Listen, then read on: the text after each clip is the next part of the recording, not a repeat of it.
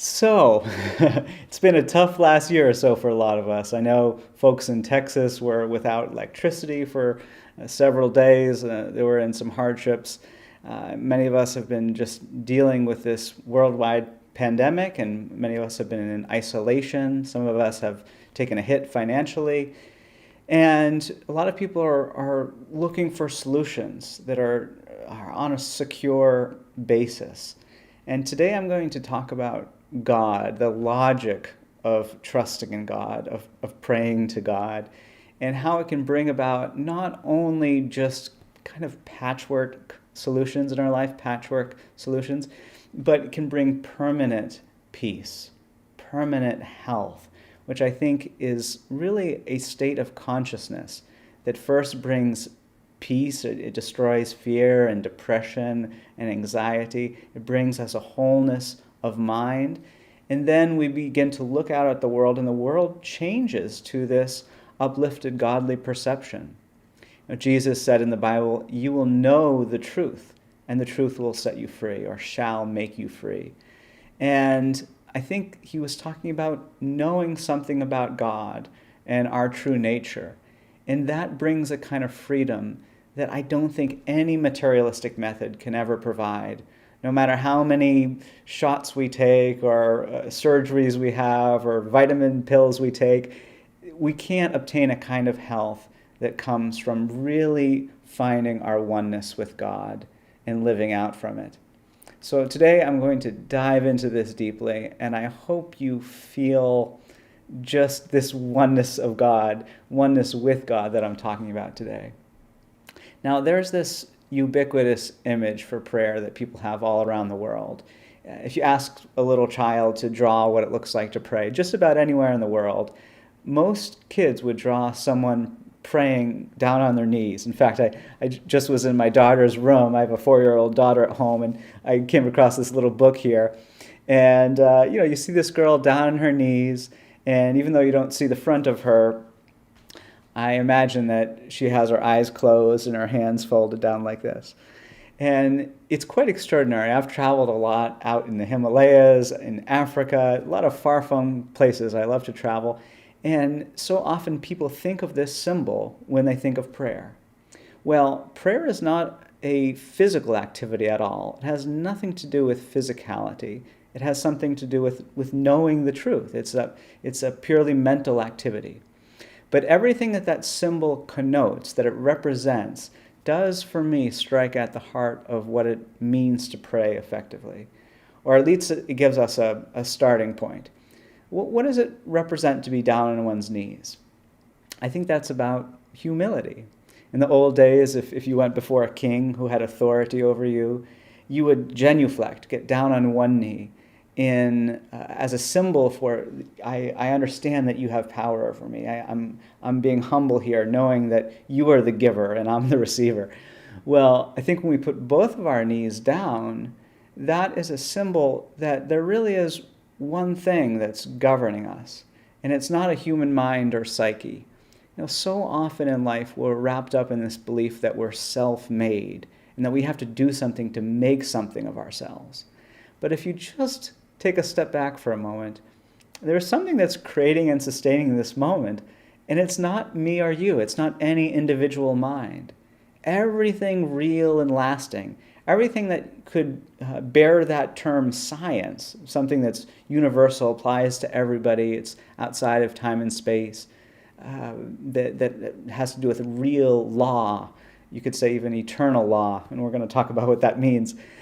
That has to do with not something that we can make of our own. None of us today said, "Oh, I made a new law of something, or gravity, or physics, or mathematics, or a new law of spirituality." No, we don't create real scientific laws or truths.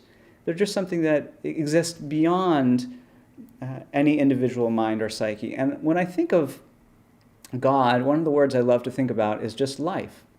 I think it's easy to recognize, no matter where we start from on our spiritual journeys, that there is a life that we're all in, that we're all of, and that's creating this moment. And I think it's rational to think it's one life. We're all a part of one life together. Well, I think of God as life itself, the life that we belong to, the life that makes us and sustains us. Well, you might think, well, what about those moments when I feel really close to life? Those moments where I really feel at one with life. That often is that feeling of love. And the Bible says God is love. So when we get down on our knees in prayer, or just even look at that symbol, I think it represents recognizing that there is one power, divine life and love, that's the Creator, that's God. And what about closing one's eyes? What is that all about?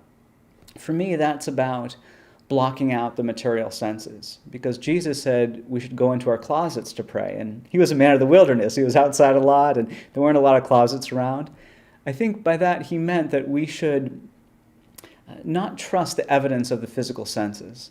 We're going to see in this lecture that our physical senses not only can never tell us the full truth of existence, but they often show us the inverse of what is true.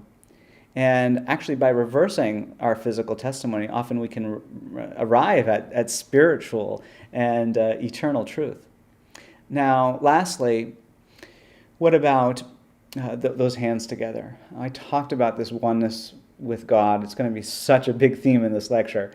Well, when one prays, it's not just believing that God is way out here and we are way over here, but we're just going to get a little closer. No, Jesus said, I and my Father are one. Every cause needs an effect. You can't think about a cause without an effect. It's at one with it. But those two things are unique. Like when you look at the sun, you can talk about the sun as one entity. But the sun expresses itself through its rays. And each of those rays is a unique manifestation of the sun, an effect of the sun, which is the cause of those rays. But you can't talk about the sun without its rays, can't talk about the rays without the sun, just like I don't think you can talk about God without us. You can't talk about life without life's manifestation. And so we are inseparable from God. And, it takes this sense of humility, of not trusting our physical senses to arrive at what's possible, and understanding more about our oneness with God to have effective healing through prayer. Well, I normally don't share this example in a lecture. I'm not sure if I ever did, but before I tuned in with you tonight, I was just looking out in the courtyard. I'm in an apartment complex right now where there's a little courtyard, and there were some friends who were just reuniting who hadn't seen each other for a long time. And I know many people are having that experience right now. Many people have been in isolation for a long time and just starting to reunite with their friends and things. And it was just such a happy moment. And it reminded me of an experience I had many years ago, just about this time of year. I was getting to a summer camp, and it was pre-camp at the time when just the counselors were there. And I had a friend I hadn't seen in a long time. I hadn't seen since last summer. And it was just such a glorious moment when I saw him. I was just so looking forward to connecting with this wonderful friend. And when I saw him, he was so downtrodden. He was really upset because he's someone who loves to water ski. He was going to be a water ski instructor for the year, or for the summer, I should say. And he bought some nice sunglasses as his one little gift to himself for the summer, because he knew he was going to be on that boat all summer long. And he kind of splurged for this purchase. And first day out on the water, he dropped his glasses out into the lake, and it was quite far offshore, and it's a deep lake, and of course he just thought, well, it's gone now. They're gone now. And so when I saw my friend and he explained that to me, I was just so ecstatic with love and seeing this friend and feeling so just at one with him, and it was just a glorious time being at this camp that was full of people who pray about solutions in life, that they were all Christian scientists, in fact, that when he said that to me, this feeling of just love and the possibilities of God was just kind of bubbling up in me. And the words that came out of my mouth were let's go out into the boat. We're going to find those glasses. And the moment I said that, I thought, well, how do I know that? But it came from this deep feeling of love, of God's love. And so we went out in that boat, and a few others came with us. And we actually had a friend who stayed on the dock and said, "I'm going to pray about this for you." And she was so sweet. And we went out there, and of course we dove down a couple times, and nobody could reach the bottom. But we just kept praying. The Bible says all things are possible to God, and it seemed like we were compelled just to go out there by a force beyond ourselves. And as we dove down and continued not to reach the bottom, it seemed obviously like this was a silly endeavor. And we heard a little bell that was ringing, telling us that we need to go back for dinner. Well, at that point, it just kind of felt like we can't do this by ourselves. If anything is going to happen here to find these glasses, of course, it needs to not be us, but God. And I just remember there was a feeling like we all kind of got on our knees mentally saying, okay, if this is going to happen, it can't come from us. And it was like that same initial feeling of going out there wasn't from me. And I think that same feeling of if we're going to actually find this, it can't come from us. It needs to be impelled by a higher source. Well, my friend at that point just spontaneously just started to climb up on the top of this boat, and he got up quite high, and he was able to dive down off the very top of the boat and go down at a quick pace, and he reached the bottom. And he came back up, and all of us just smiled. And of course, it's still like finding a rock in a haystack. Even just because you could reach the bottom doesn't mean you can find some glasses over there. And but we looked at each other, and the bell was ringing again, and we realized this was just our last chance. And I just remember this wonderful feeling of, just like Jesus said, I can of my own self do nothing. More than anyone who ever lived, he realized he was not self-made, but there was something governing him, something giving life to him, something filling him with love, and it was God. He often said that he was moved with compassion before he went out and healed, and he healed others, of course. And so my friend went back up, and he dove down one last time, and he came back with those glasses. And, it was just a moment that it seemed on the surface supernatural, like that was something just wildly improbable to the point of just obviously gaining that title miracle. But it was just the most natural thing in the world. And since that time, I found many times in my life when I really just haven't trusted perhaps the logic of what the physical senses is presenting, and have really listened to God to be moved to say something and do something. And there is this process that when we really lay down self, that we can actually feel that God is governing us, giving us the words to say, the things to do, the feelings to hold on to. And we can, through this process, understand more about our oneness with God. Well, when I was a kid, my mom was kind of church shopping. She went to a lot of different churches, and I enjoyed reading the Bible and learning about Jesus.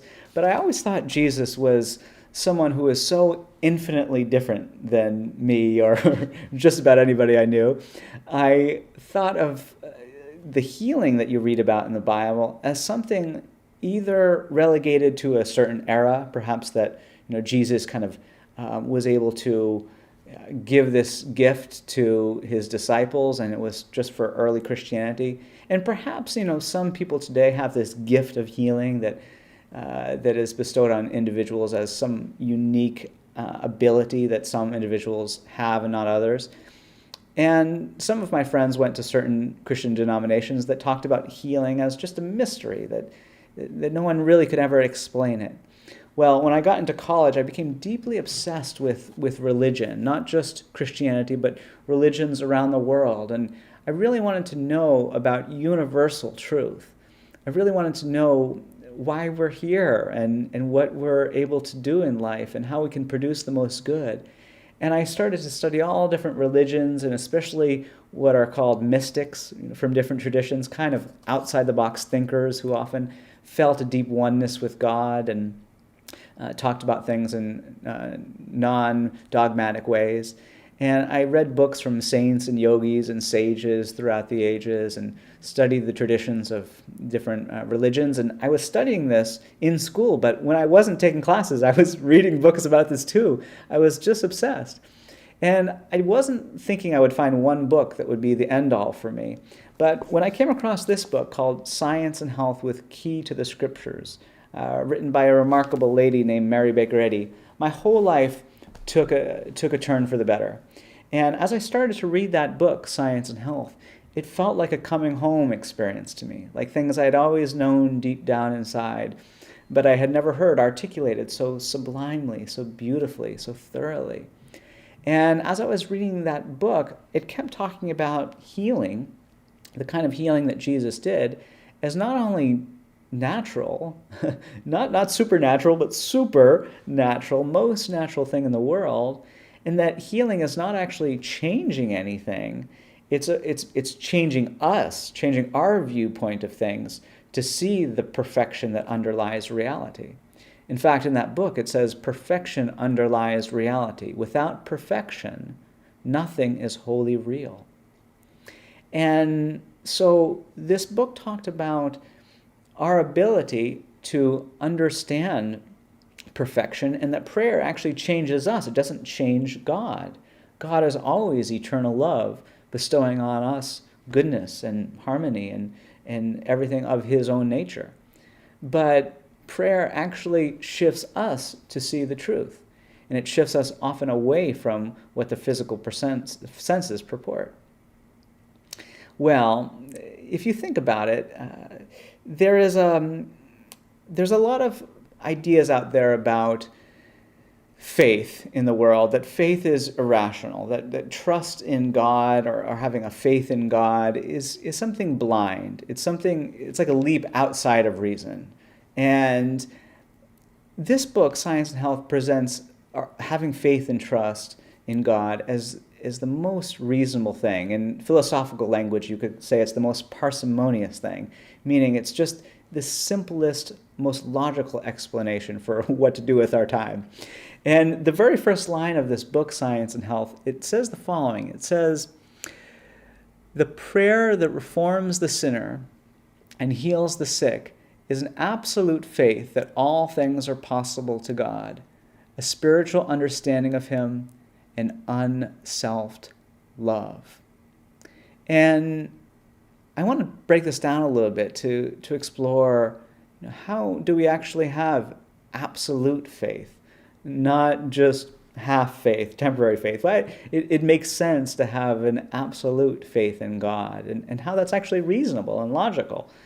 And how can we understand God, not just be trusting in something that's kind of esoteric or non-tangible, but understand God's concreteness, understand the concreteness of spiritual understanding as opposed to material appearances. And then how can we love like Jesus loved? Well, just to take this faith component, if you think about human history, people have always believed for long periods of time just what the physical senses were saying, because often we just believe what we see. If someone is sick or injured, we believe they're sick or injured, or if someone dies, of course we believe that they're dead, and we just kind of believe what's on the surface there.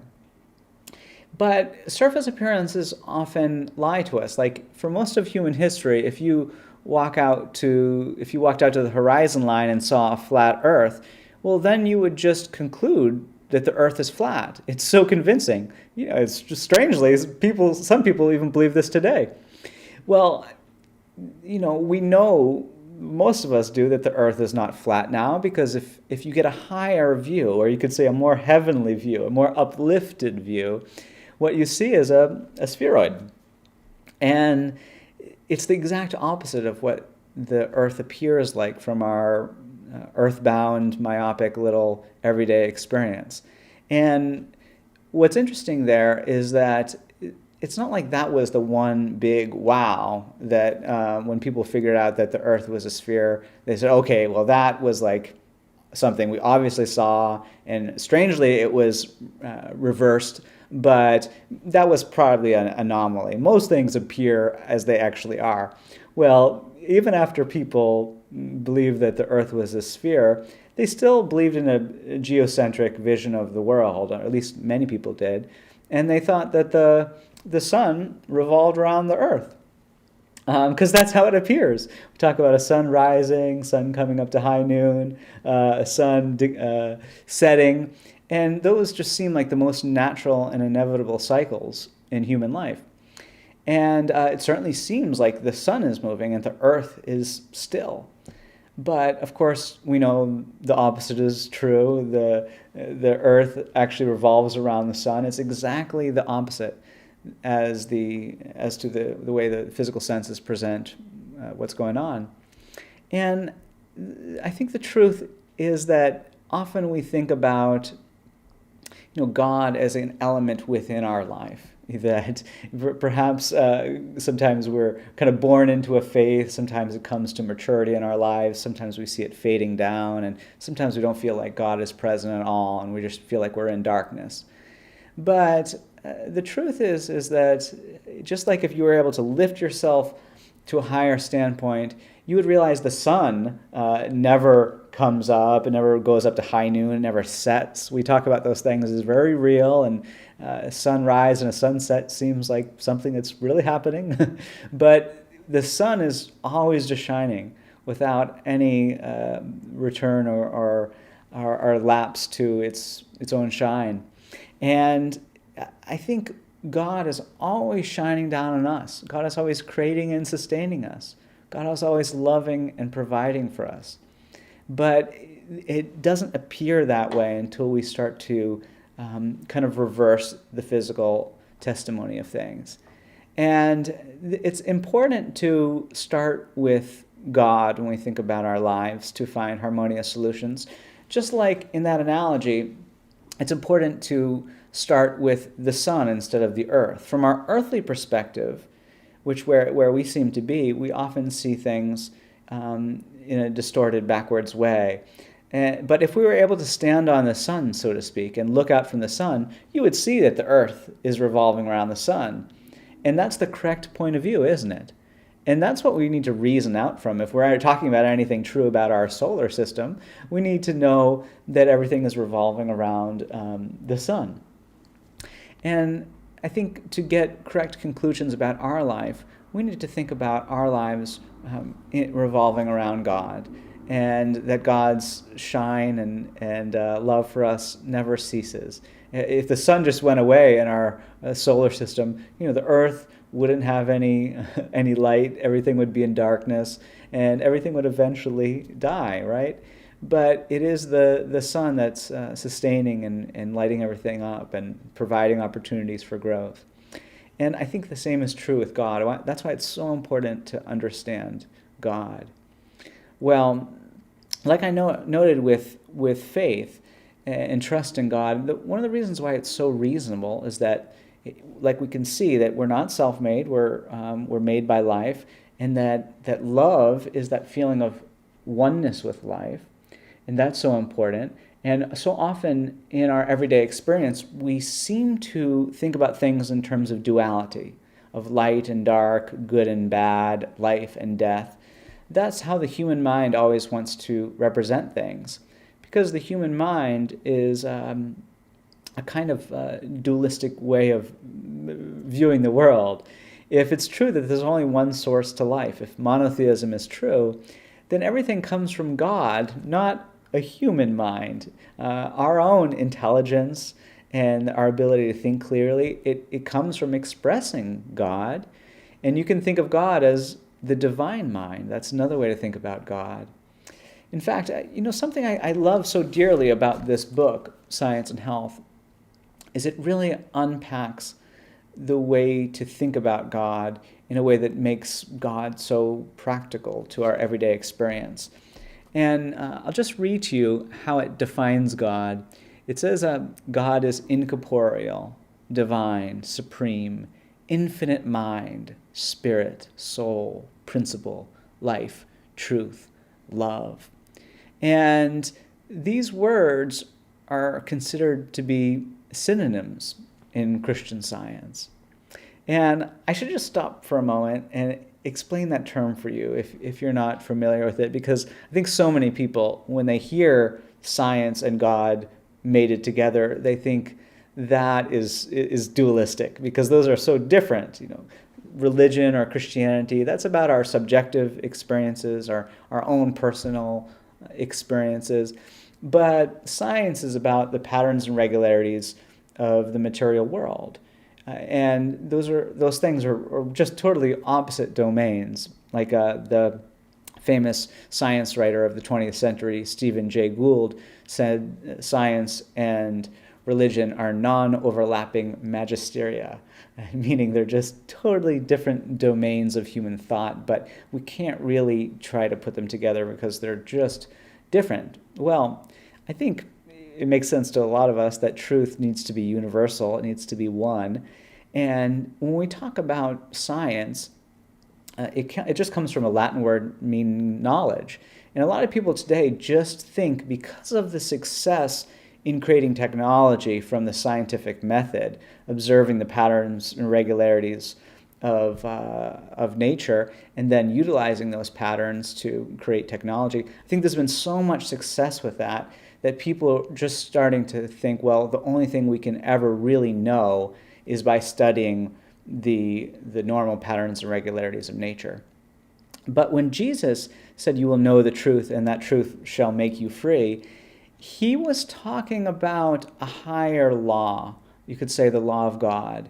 Because right where it could make sense to conclude that if you're just observing the patterns and regularities of nature, well, then this illness seems to be very normal, and it's probably going to end in death, and that's probably inevitable or chronic. And yet Jesus prayed for people who people could have said were naturally dying or dying of natural causes, and from a normal scientific process. Well, he prayed and they were better, often instantaneously. And of course, it was talked about that he walked on water and walked through walls and raised from the dead. And I think so much in the Bible points at a higher law of life that supersedes just the mere patterns and regularities of nature. And it comes from understanding more about God. I've seen so many times in my life where things seem to be so impossible from the surface. The physical senses say things to us like, this is real, this is real. And yet often what brings us a sense of peace, a feeling of oneness with God, is not only just accepting the limitations of nature. It's not accepting the limitations of nature. It's understanding that God is good itself and only gives us good. God is love itself and only gives us love. And if we take those synonyms that I mentioned, you start to break those down. If God is mind, the one consciousness, and I should say parenthetically, as we break these down, I'm just going to bring out a couple examples. Like mind is such a good one for me, because if you think about what can create and govern a world, well, when you fall asleep at night, you recognize that what seems to be a lot of different people and a whole world of them walking around in, when you wake up, the whole thing was created by just one mind. In that case, it's a mortal mind, and it's an imperfect experience because that mortal mind is creating it. But it gives you a sense of what can create and govern a world, and that's a mind. And it does that instantaneously. And I think that hints at what's true about our lives right now. Even though it appears on the surface that things are physical and forever limited, and that life is just a mystery or perhaps a gift, life can be understood scientifically. It can be rationalized out from understanding that everything is created from mind or God. Well, take another one of those synonyms, spirit. Spirit is the opposite of matter. And when we think about things in terms of matter, it's hard to pin something down. Someone could even look at a human being and say, well, their bodies are completely different. Almost every cell in their body is different, every decade or whatever it could be. And And yet, if you know a person and you see them 10 years later, you know it's them. They're not 90% a different person. You can tell that they are them. And so it's the spirit in them that makes them them. It's not the cells in their body or their mere physicality. If someone loses their arm, they're not 10% less them. It's the spirit that defines them, not matter. So spirit's what matters. Soul.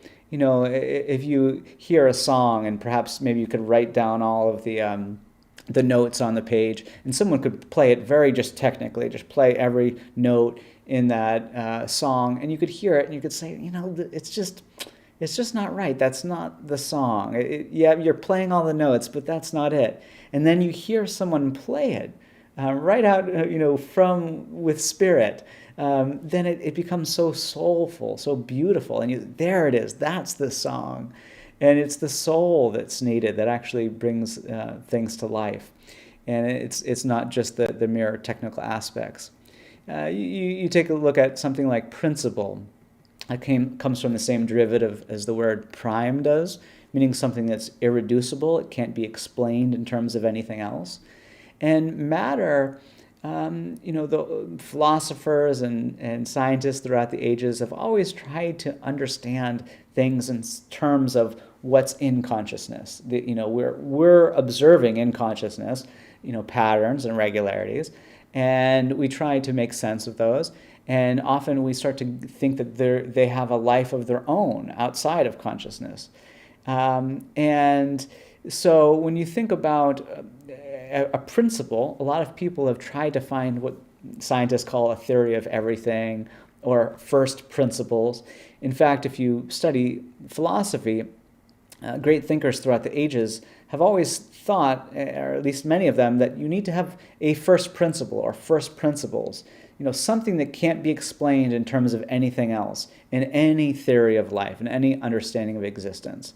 So, for example, with the theory of materialism, scientists have often thought, well, matter just propagates itself and everything is made up of matter. Well, if that's your theory, then you have to say, well, what is matter? And if you take a person, for example, okay, they're a piece of matter. If you're a pure materialist, you would say that a person is a body, they don't have a body, they are a body, that's what they are. And well, what's a body made up of? It's made up of organ systems. What are organ systems made up of? That are made of organs. What are organs made up of? They're made up of molecules or cells, molecules. You keep going down the line, you eventually get to the atom. And when scientists found the atom, I think some people thought, well, this is the building block of life. Everything is made up of atoms. And I imagine that when they looked inside of that first atom and opened it up and looked inside there, they were expecting to see this kind of life force, perhaps, that everything was made up of. And when they looked inside of it, they saw that it was 99.9999999, many nines % empty space, that it was totally hollow. And very, very many interesting scientific experiments have been done over the last 50 years, in fact, many in the last 5 years or so, that have really showed that what people observe in an atom, the subatomic particles there, seem to be affected by the way that we perceive them and think about them, which again just points to consciousness, that atom as the source of life is a hollow idea. And interestingly, that is very akin to what the Bible says. The Bible, in the first chapter of the Bible, it says everything was made by God, this pure statement of monotheism. There's just one source to life, and everything is made by it, and it's good. And it's this beautiful poem about the real essence of creation. And the word "and" appears more than 50 times. There's this beautiful continuity of good, progression of good. There's no introduction of evil or a devil or any contrary force to God. And then it says all that was made by God, and behold, it was very good. And end of story. Not one but in that chapter or exception to God's goodness. But then the second chapter of Genesis, a mist comes up from the earth. And what does a mist do? It obscures things. You can't really see what's going on. Looking through a mist, things appear distorted.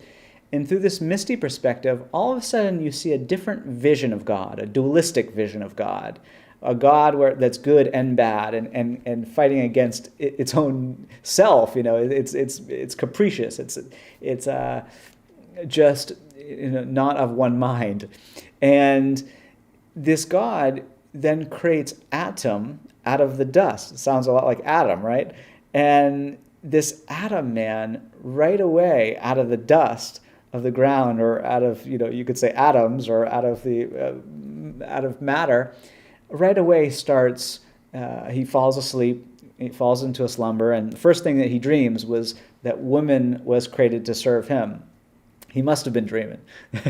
And then he continues to think that he needs to fight his brother, because if life is material, then it's in stuff, and we need to fight for that stuff, because if life is material, more stuff equals more good. And what's interesting is, I think we all know this, that just acquiring stuff and thinking about things in terms of matter produces materialism, which has a negative connotation. And we know that stuff doesn't bring good. It doesn't bring spirituality. It doesn't bring soulfulness. What does is expressing what you could say the qualities of God. And to go back to that definition, the qualities of God often are depicted in that word, love. If you think of love, you don't feel loved by withholding love. The idea in materialism is if you get something, you need to hold on to it to have it. But spirituality and Christian Science says if you have love, the way to feel more love and have more love is actually to give that love away. The more you give away and express the qualities of God, the more you realize that they're everywhere and they're infinite. And you can never be outside of the embrace of the infinite mind. I was giving a lecture to youth recently, and I was talking about how often people think about life in terms of either a half full, my cup is half full, or my cup is half empty, meaning that if I'm focusing on the good in life, that's positive thinking, and focusing on the lack in life, then that's negative thinking. But the assumption is that there's always good and bad in life, right? Life is full of duality and full of good and bad. And that is how it appears often on the surface of things.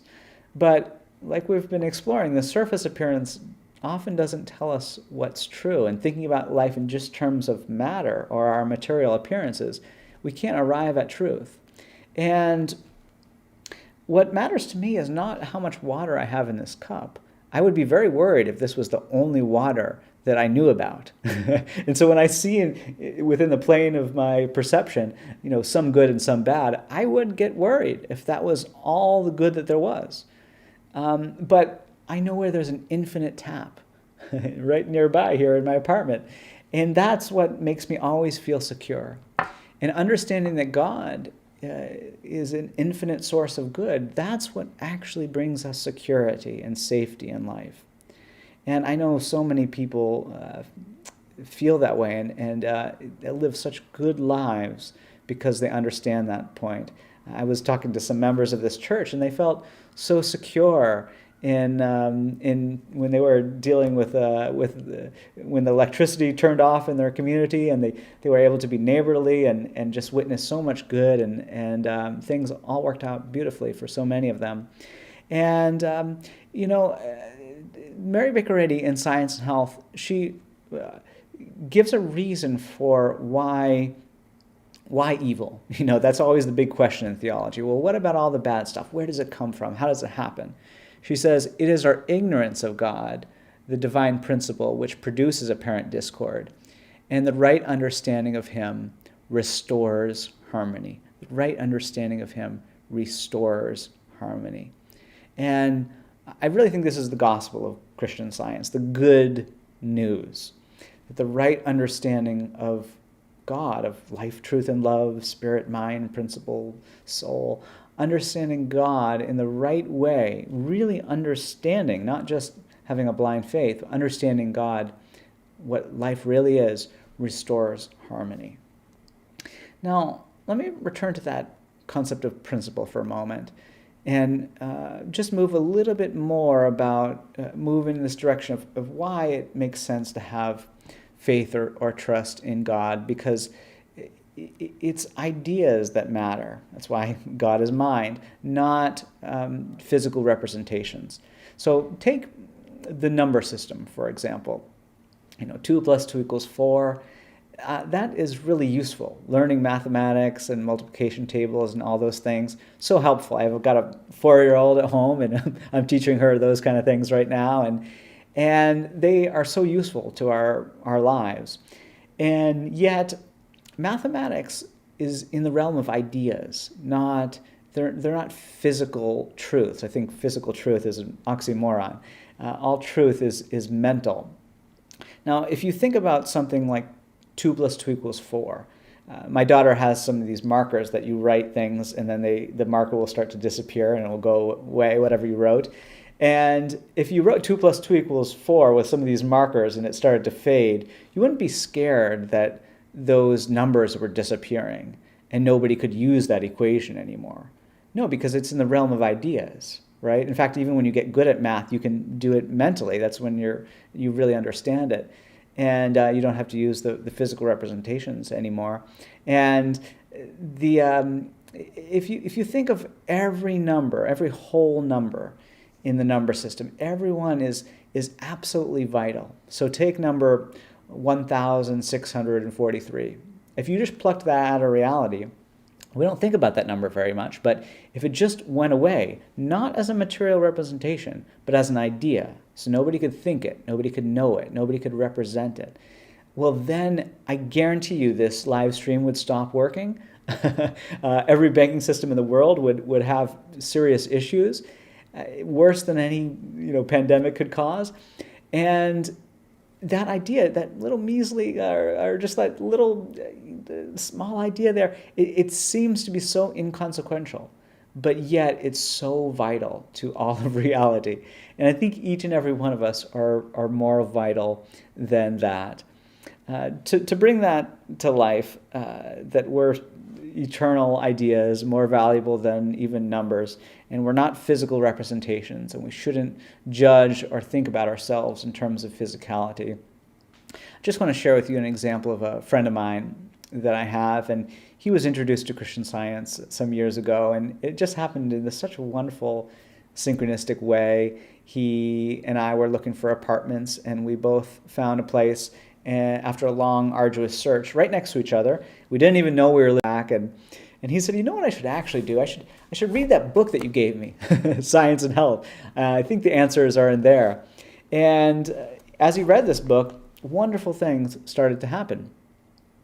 And it was just so cool. He started to, instead of thinking that love was just in one person, in one piece of matter, you could say, he started to realize love is God. He started to give that love away more actively.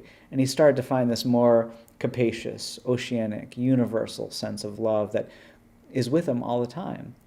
And that was wonderful. His spiritual journey started to brighten. A couple years passed, and he got into a very difficult car accident, and I was able to bring him home. And even though the medical team at the accident really wanted to get him to the hospital, and it seemed like there might have been some internal injuries, and he was quite severely injured, he was able to come home, and we were able to pray about this. And within a few days, he was up and back at work like nothing happened. And to him, it was just amazing. He just couldn't believe it, how quick and swift that turnaround was.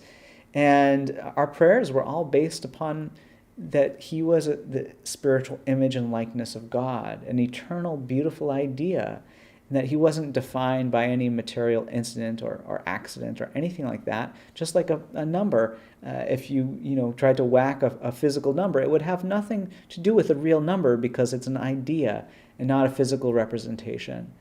And so often in life, we define ourselves by what people have said about us, by what's physically happened to us or the physical situation we seem to be in, or by how our world or culture seems to box us in as this race from this part of town with these proclivities.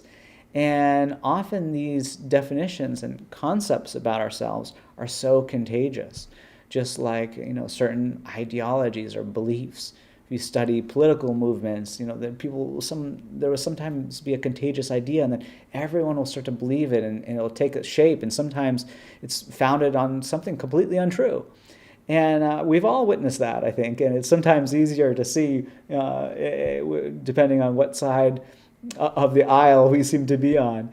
And it's so interesting. Ideas often are so contagious, and we take them in, and they cause fear, and they start to govern us. I remember when I was in high school, we had a prom one time, and there was a professional hypnotist who came to our prom, and he started to hypnotize my friends. And they started to, when they were in this belief that they were a chicken or an elephant was really instilled in them, and they started to, ruminate and believe what this individual was saying, they started to act it out and really act like an elephant or chicken. And it was crazy to me. And in fact, these hypnotic ideas were contagious. You would see other people in the audience all of a sudden spontaneously start to act in a way that wasn't in accord with their true nature. And ideas like that can be very pernicious when they're not based upon our true good nature, our godlike nature. And my friend, in this example, some years later, he had an X-ray done of his tooth, and he called me out of the blue and he said, "Hey Nate, can we pray about teeth? I've got an issue here." And what he said to me was that he said, "I'd been going to the dentist for years and was told each time that I needed a root canal because my tooth was dead and discolored. The only other option was to have it pulled." And there were x-rays of this, and my friend certainly thought that he should get this taken care of, and they'd shown him the x-ray, and in fact it wasn't bothering him that much in his mouth. The pain wasn't so much of an issue. There was a little bit of an issue there, but it wasn't bad. But he was out of a job, like a lot of people are in tough financial circumstances right now, and he didn't want to pay out of pocket for this procedure. He was a young guy, but even more so, I think he understood that when you pray about something in Christian Science, it's not just like patching up one area of your life. It's learning to really look out at life from the right perspective, out from God, not to God. Just like from the earth, we look up at the sun, but then we don't get the correct vision of what's really going on because we're seeing that the sun comes and goes and it seems like we're still. But if we look out from the sun, we would be able to see the correct movement of planetary bodies in our solar system. And in our own lives, when we begin to live and think out from God, we see things correctly. We see things correctly, and we begin to feel them correctly and experience them correctly. Well, as I started to pray with my friend about this, everyone, of course, believed that he had this dead tooth. There were x-rays of it. This idea was just out there, and there seemed to be very tangible evidence, and how could we ever contradict that? It's when something is dead, it's dead. It doesn't come back to life usually. And so we took a different approach. We started to think about him as not subject to death at all. I think everything about Christianity is about eternality. It's about what is not subject to growth and birth and growth and decay or senescence and death. And you think of it to materialism. If you're looking at the world in terms of matter, well, matter says that everything is born of material evolution. In other words, it evolves up to be what it is, and that everything is subject to the second law of thermodynamics, of entropy, that everything is eventually going to decompose and die. Well, if you think about the number systems, those numbers aren't going to die. Number 4 didn't grow up to be what it is. It wasn't once 1 and then 2 and then 3 and then, okay, I found my place at 4. And it's not going to get old and, droop down to, 4.2 after a lot of years. It's just eternally what it is. It has a concrete identity that's outside of time and space. It's not subject to material law. And as I was praying with my friend, I think I was realizing to some degree that my friend was not subject to eternal law. He was defined by God. Jesus often used this metaphor of light, that he was the light of the world, and yet he didn't think of others, I think, as different than him, because he said to his disciples that they were the light of the world as well. I have a daughter at home, as I said, who's just 4, and on a good day, she worships me. She thinks that I can meet all of her needs, and at this point, I'm happy to do that. But my idea is for her not to stay in this infantile stage forever. I want her to grow up and to mature and to eventually do the things that I've done in life and even greater. And I think that's what Jesus saw in everyday people. He saw people who are, infants in the spiritual life, and yet he knew their possibilities. He knew that they could grow and mature spiritually. And he said to his disciples that you will do the things that I've done and even greater. And I think he was talking about for all people who follow in his path and his true godlike perception. And I should say, just parenthetically, that it says in the book of Philippians that we can have the same mind that was also in Christ Jesus. So that's what I'm sharing here. And as I was aiming to have that same mind in my prayer for my friend, I started to think about that there was no death in life. Just like light and dark appear to be opposites, life always appears to the human mind in terms of duality, in terms of this and versus that, or this as opposed to that. But light is not the opposite of darkness, just like health is not the opposite of disease. If we took a walk out today and looked at the stars together, it would appear that there's vast darkness all around, and then there would be pinpricks of light. But that is not the truth. The truth is the universe is flooded with light.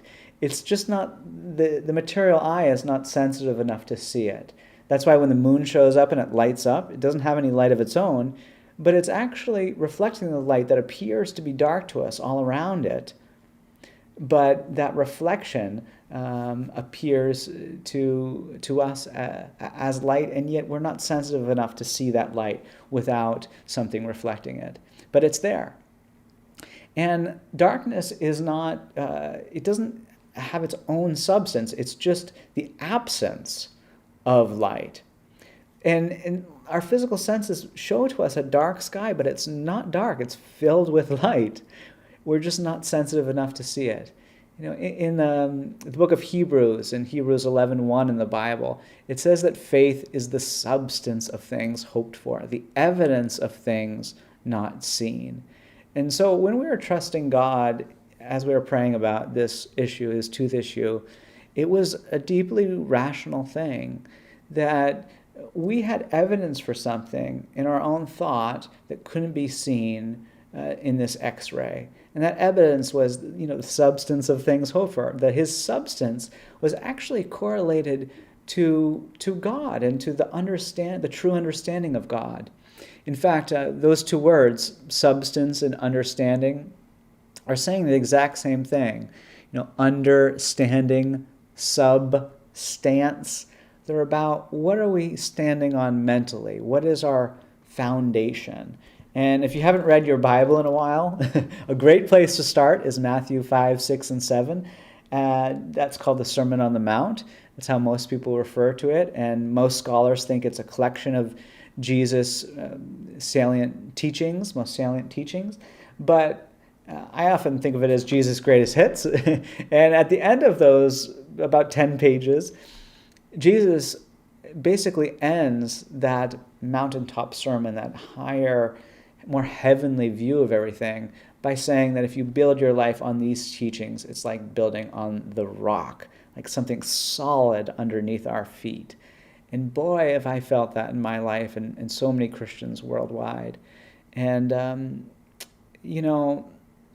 as we were praying about my friend's tooth, it just became crystal clear to me that there was no death in him. He was the expression of just one thing, infinite life. And just like that light beam that Jesus talked about, that he was the light of the world and we're the light of the world, what's that analogy getting at? If you look at a light beam, It's defined by its source, the sun, and it's made brand new by the sun every moment. And you can't change its nature by saying something to it or by physically manipulating it, trying to operate surgery on that light beam or popping a vaccine into that light beam. It's not going to change its true nature because it's created by the sun and not by matter.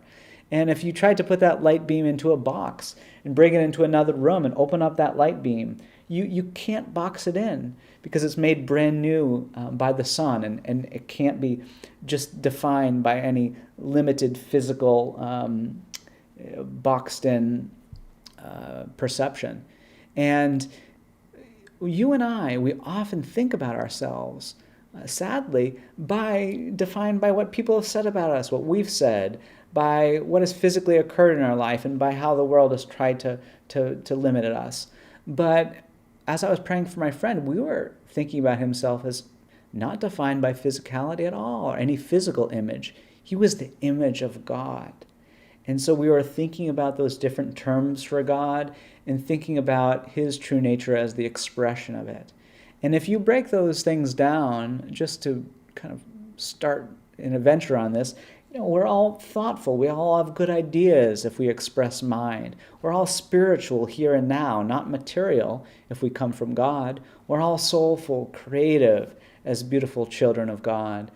We're all principled and orderly, and discipline can come natural to our lives because we come from principle. We're all living eternally because we come from life. We're all honest, and when we do things that are honest, we feel good, we feel right because God is truth. And we feel good and right when we love because God is love. We're going to feel wrong if we hate others, no matter who they are, because that's literally wrong. Like 2 + 2 = 5. It doesn't flow from principle. It's wrong. Hatred is wrong. Love is right. Well, we started to see my friend in the light of God's love as we started to pray, and we felt this deep oneness with God. I know I did. And I just felt that sense of wholeness, holiness, wholesomeness. If you look at the etymology of those words, like health and holiness and wholesomeness, for example, they all come from similar roots about integrity, oneness, and anyhow, we felt so right as we started to pray about this. And that feeling of peace that transcends human rationale or materialistic logic was certainly with me that night in my prayer. And that's often indicative of that we're on the right path and often leads to healing results. Well, to finish the story, what my friend wrote after that was, the day after we spoke and prayed about it, I went into the dentist, and he and all the nurses were baffled. They looked at the x-ray from before, the ones taken that day. They looked into my mouth. They said that tooth looked perfectly healthy, and I was fine. Nothing further was needed. They said that they had never seen anything like it before in all their years of dentistry. Well, what once was dead was no longer dead, was brought to life. And I don't think on the surface it seemed like something was dead and then it came back to life. But that's just to our perception. I think to God, health is ever present. It's just the natural condition of mind, of God. And we all have it within us. We're all healthy beings. That's our true nature. And even though it seems like we're born and we come up to maturity and we get older and eventually we pass on, that's a human cycle that we witness humanly. But if we lift ourselves up and start to see things out from God, we start to see things a little bit differently, and that our identity is solid and it's not defined by the flesh, and it transcends what we call our human experience.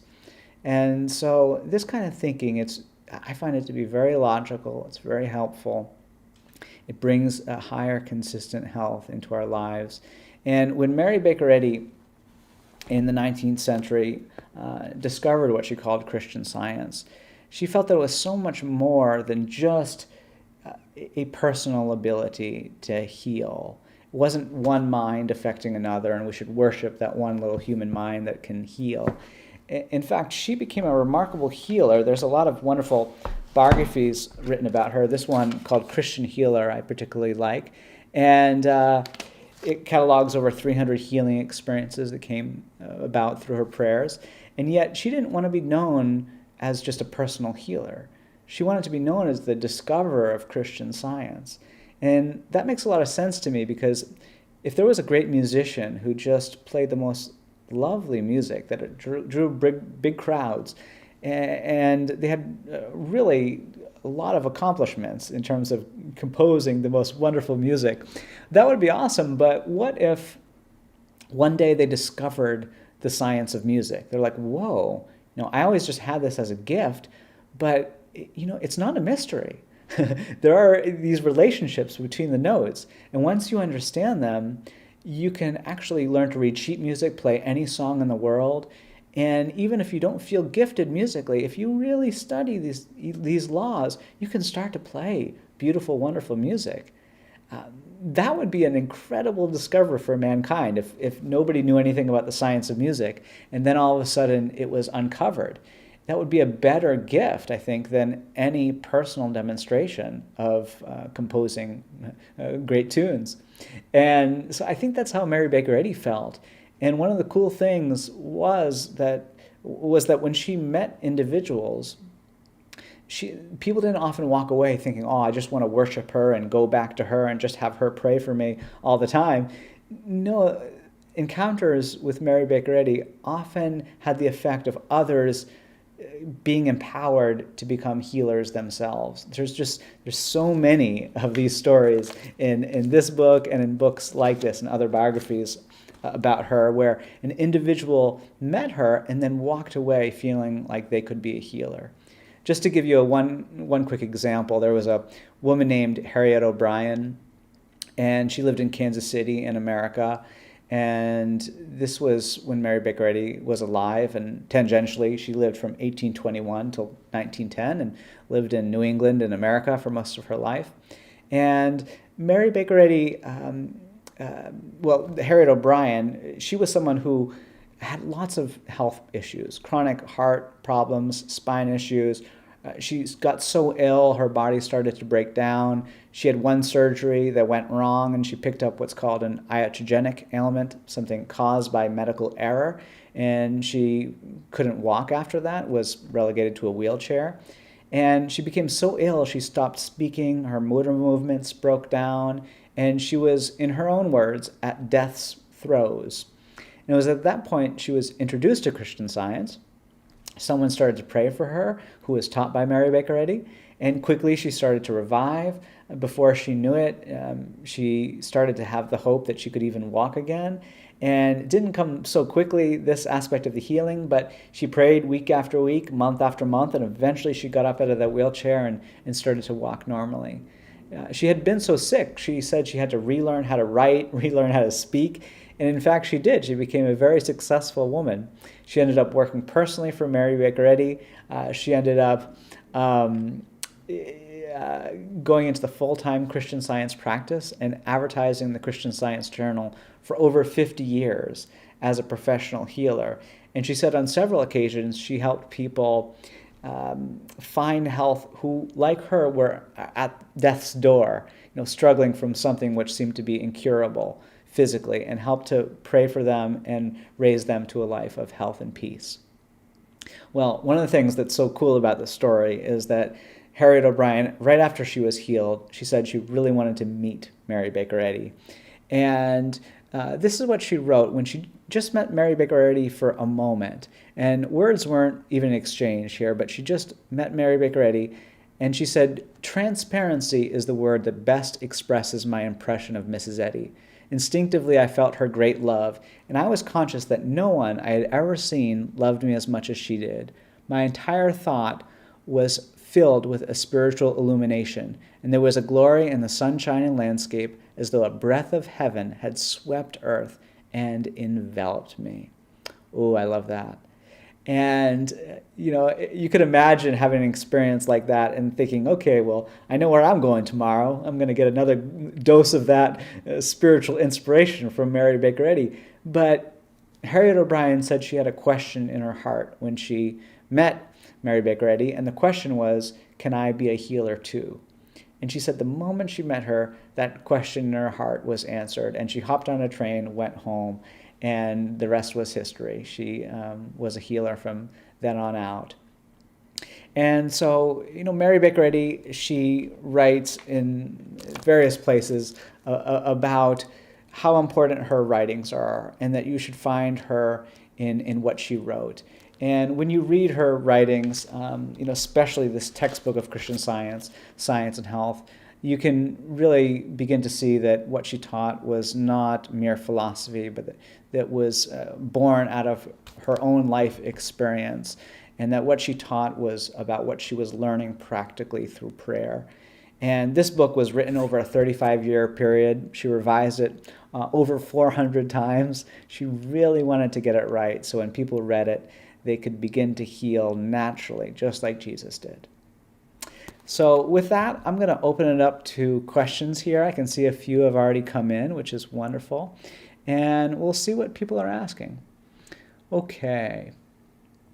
Someone said, you spoke about how your friend found his glasses a missing object.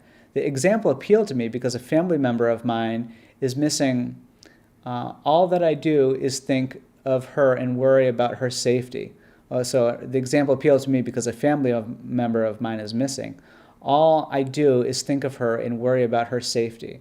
I have not called a practitioner, which I could do, but do you have any suggestions for prayer and action? Yeah, well, I think of every one of these lectures as a coming home experience in a way that's analogous to the parable of the prodigal son in the Bible, in the book of Luke. And in that parable, you see that there are three characters, and there's a younger boy who does some bad things and leaves his home and his right place and his father, and he goes out and wastes his life in riotous living. But he eventually repents. He turns and he comes home, because home is the only place we can ever eventually go, because we all are in and of God, and we're all destined to realize that. Christian Science is what's called a universalist religion, and that it believes that we all will eventually be saved. There's no other real condition than our oneness with God, and we're all bound and destined to eventually understand and realize that and come home to that. And in that parable, you have an older brother who is kind of thinking about that younger brother and upset about a situation, and he's actually full of self-righteousness, self-justification, and he's working and he doesn't feel like he's being rewarded, and he feels like he's disconnected from God because he's working, but he doesn't feel that love.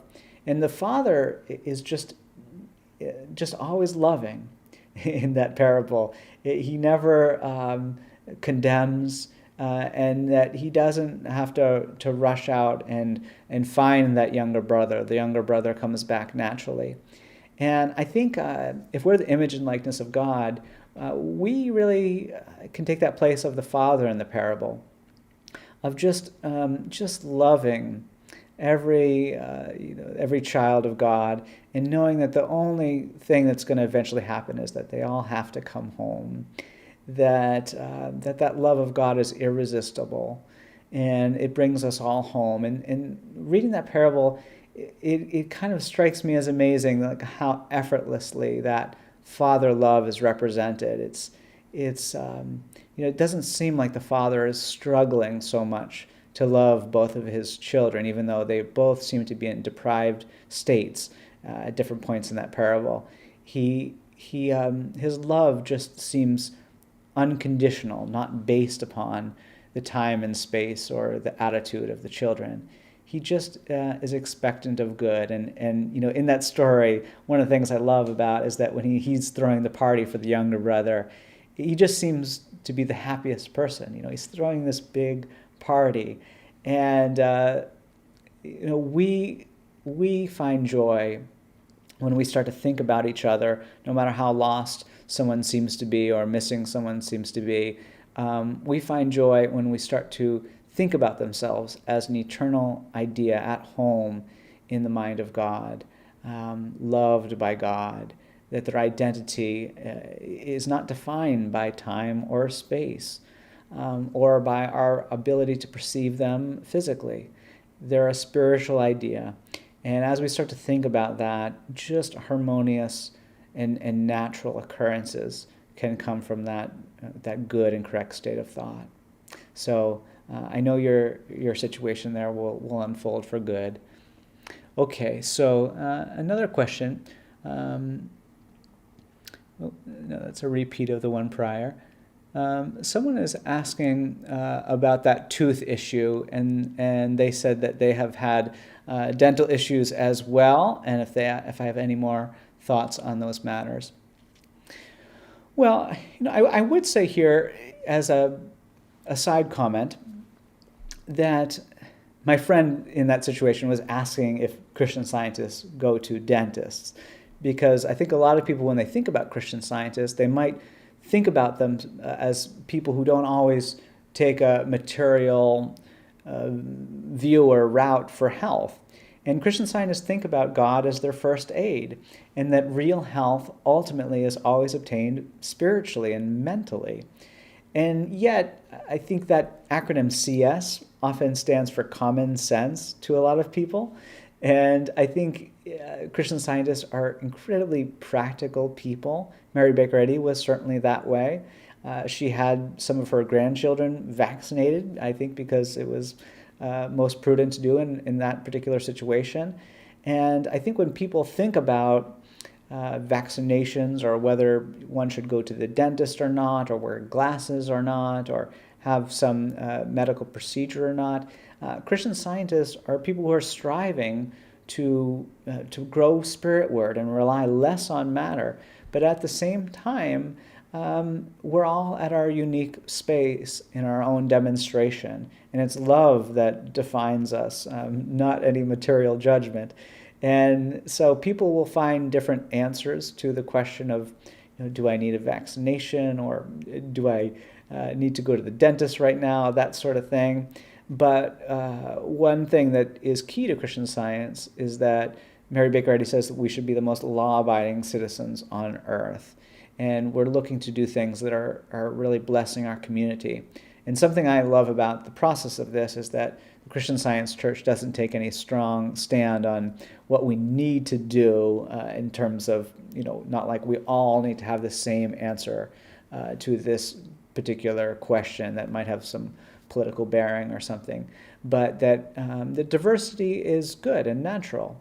I grew up in an environment where a lot of the churches I went to when I was young had certain pastors or priests that would have very strong feelings about certain issues, that often were politically heated issues.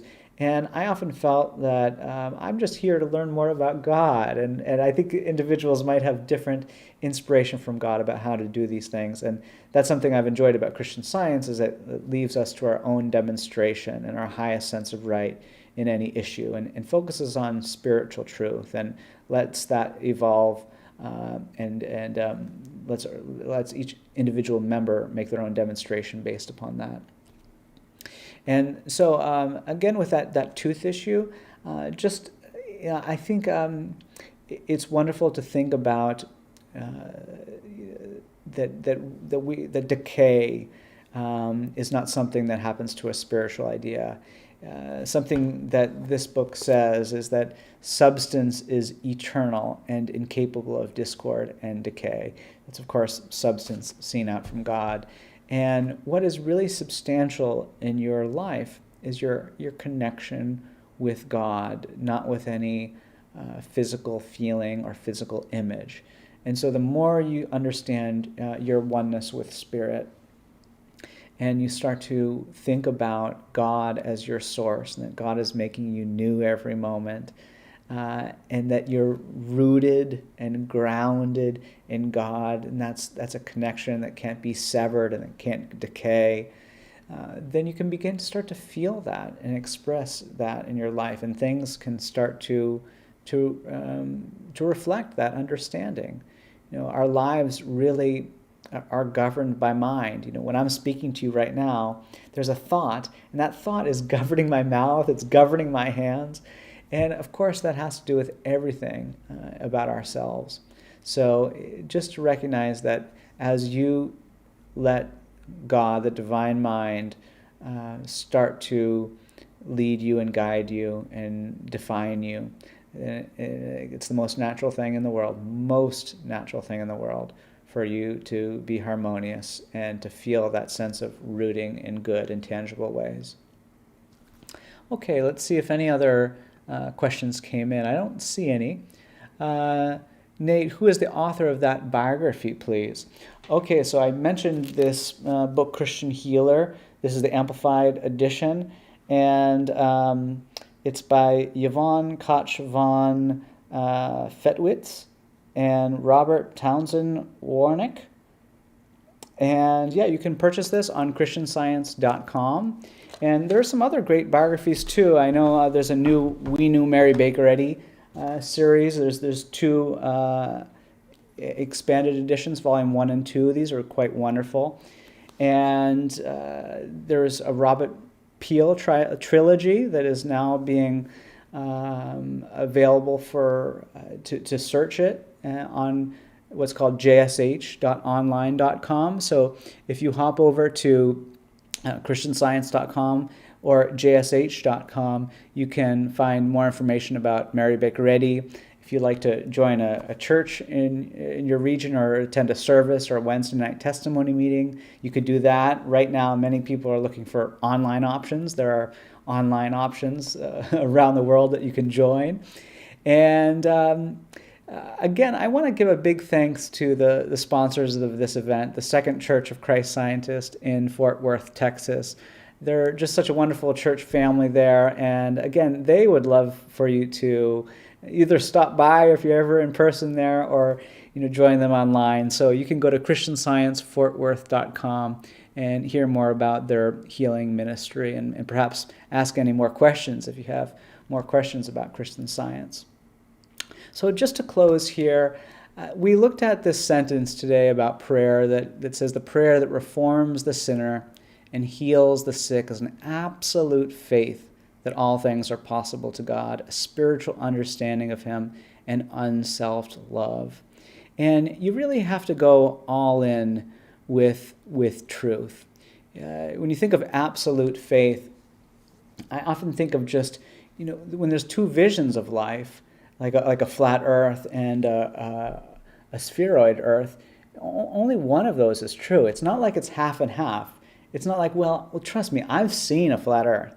I've been out to the sand. I have seen it with my own eyes. It's like someone saying, I've seen a sick person. Trust me, they're sick. I've seen them with my own eyes. Well, just because we see something doesn't mean it's true. If you have 2 + 2 = 5 on a chalkboard and 2 + 2 = 4 on a chalkboard, you could see them. They could be written in the same chalk. You could see them in the exact same way, and yet one is absolutely true and useful, and the other equation is absolutely false and should not be remembered, should be thrown away, should not be calculated out from. And when we think about having faith in God, I think it's reasonable to think about God as the principle of life, and to have an absolute faith in God, to really understand God and to love God. And I think that's what makes for any good relationship. If Jesus so often talked about God, our relationship to God, because we do have a relationship with life, with love, with truth, when we want to find ourselves at one with it. And when we want to find ourselves at one with each other, it's the same process, to have an absolute faith in each other. Who did Jesus have faith in? Just in everyday people, just fishermen and women who were just regular everyday folks. And he had an absolute faith in them. I think because he really understood who they were, not as just temporary personalities defined by their past. No, there was no way he could see that potential by seeing them in that way. No, he really understood them as spiritual ideas, I believe. And then he was able to love them on the basis that God first loves us, and our destiny, our reason for existing is to love. And when we do that with each other, have an absolute faith in each other, really take the time to understand who each other are, and then love each other, not with a bargain deal, I'll love you as long as I'm getting love back, but no, we love because we're designed to love. Everything in life gets brighter. We start to feel at one with mankind. And just to close here, I want to go back to that light analogy one last time. If God is like the sun, we are like the rays that express the sun. When those light beams shine out and hit the earth, what happens? Well, the earth lights up. What if those light beams said, you know what, I don't want to shine today. I'm just going to kind of hang out in my own space, do my own thing. I don't want to shine brand new out from the sun every moment. Well, those light beams, the earth would have no light. It would have no growth, no opportunities for flourishing. But those light beams can't do that. They can't just reflect upon themselves. They can't reverse course.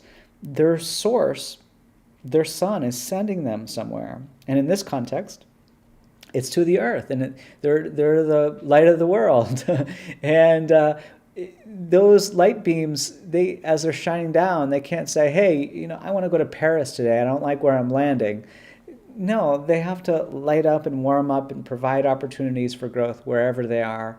And I think each one of us, as the beautiful light rays of God, we're designed to express those qualities of God freely. They're coming from an infinite source.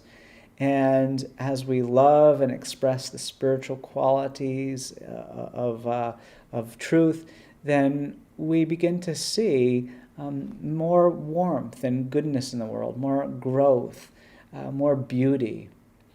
And so I just want to thank each and every one of you for being a vital aspect of creation, a vital, unique expression of God that's absolutely needed. And I hope today you learned something about how to use our thought, how to align it with God, and experience more harmony in life.